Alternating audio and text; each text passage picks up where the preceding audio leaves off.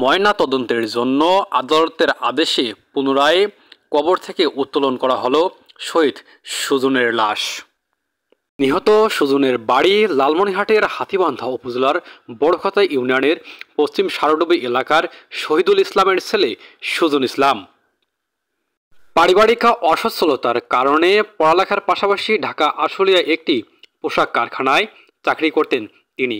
গত 5ই আগস্ট বৈষম্য বিরোধী ছাত্র আন্দোলনের মিছিলে সুজন ইসলাম পুলিশের গুলিতে নিহত হন।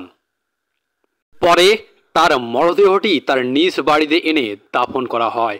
লাশ ময়নাতদন্তের জন্য আদালতের আদেশে আজ লালমনিরহাট চিফ জুডিশিয়াল ম্যাজিস্ট্রেট এবং স্থানীয় থানা পুলিশের উপস্থিতিতে লাশটি কবর থেকে আবারও উত্তোলন করা হয় ময়নাতদন্তের জন্য।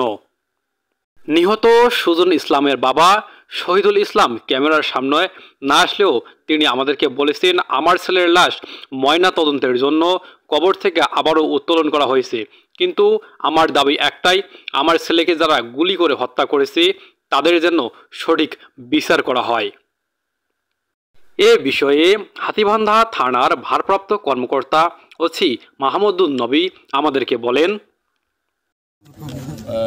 ঢাকায় 5ই আগস্টে আপনার ঢাকার আশুলিয়ায় বৈষম্য বিরোধী ছাত্র আন্দোলনের সময় শহীদ সুজন উনি গুলিতে নিহত হন। তার বিজ্ঞ আদালতের আদেশে আজকে তার লাশ নির্বাহী ম্যাজিস্ট্রেটের উপস্থিতিতে উত্তোলন করা হয় এবং এগুলো ফরেনসিক টেস্টের জন্য আপনার রংপুর মেডিকেল কলেজ হসপিটালে প্রেরণ করা হলো। আপনারা আপনাদের পক্ষ থেকে কি সহযোগিতা করছেন? হ্যাঁ, আমরা লাশ উত্তোলনের কাজে তাকে আমরা সহযোগিতা করেছি, সার্বিক সহযোগিতা করেছি আমরা।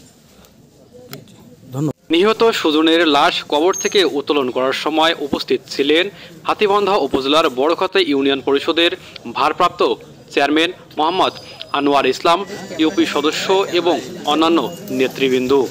লালমনিরহাটের হাতীবান্ধা থেকে আজিজুল ইসলাম, রানীগঞ্জের খবর।